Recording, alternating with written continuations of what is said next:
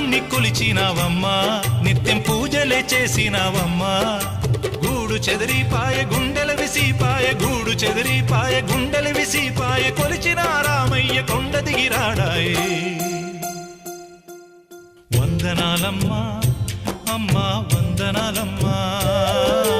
వందనాలమ్మా